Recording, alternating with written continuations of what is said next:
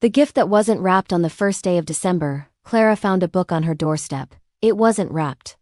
No ribbon, no card, just a slim, well-loved paperback set neatly against the door frame as if it had always belonged there. The title made her pause. The Sea. The Sea. Her favorite. Or it had been, once, before life became too loud to read anything slowly. She stood in the cold hallway of her apartment building, breath fogging, listening for footsteps.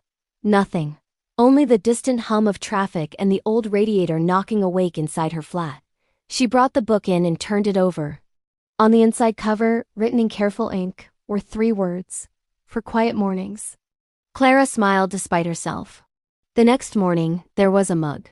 Plain, ceramic, the color of winter milk. Inside it, a packet of chamomile tea and a folded note, for restless nights. On December 3rd, she found wool socks, soft and thick. On the 4th, a small jar of honey from a local market she loved but rarely visited anymore.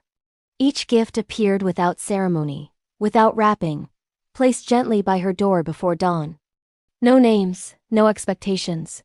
By the end of the first week, Clara had begun waking earlier, her heart fluttering with a strange, cautious hope. She made a ritual of it, opening the door slowly, as if she might startle the giver away. But there was never anyone there. She tried to think who it could be. Her sister lived 3 cities away. Her friends were busy with families and office parties. And her last relationship had ended so cleanly it felt surgical, no loose ends, no secret admirers left behind. The gifts kept coming. A scarf the exact shade of green she always wore. A playlist slipped under her door. Handwritten song titles she'd once mentioned loving during a casual conversation at a cafe years ago. A potted rosemary plant with a note that read, "It survives even when forgotten." That one made her sit down on the kitchen floor and cry, because someone had noticed. Someone had remembered. On December 15th, Clara finally spoke to her neighbor across the hall. Eli. He was the kind of man people described as nice in a way that meant invisible. He worked odd hours, spoke softly, nodded more than he talked. They'd shared polite greetings for nearly 3 years, nothing more. She found him kneeling by his door, struggling with a stubborn lock. "Eli," she said, trying to sound casual. "Have you noticed anything strange this month?" He looked up, eyes kind and startled, as if she'd called him by the wrong name. "Strange?"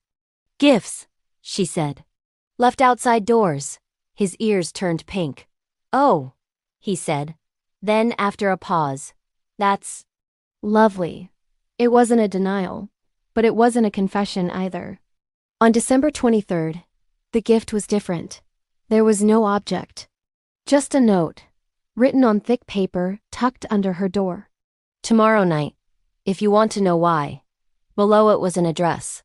Clara didn't sleep. Christmas Eve came with a soft, hesitant snow. She wrapped herself in the green scarf, slipped on the wool socks, and followed the address to the small park behind her apartment building. The one with the broken lamppost and the bench no one used, except tonight. Eli stood there, hands in his coat pockets, snow dusting his hair. At his feet sat a small paper bag, unwrapped. "I was afraid you wouldn't come," he said quietly. "I was afraid you'd stop," she replied. He smiled, then small, uncertain, but real. "I didn't wrap them," he said, nodding toward the bag, "because I didn't want them to feel like obligations. Or surprises you had to perform gratitude for.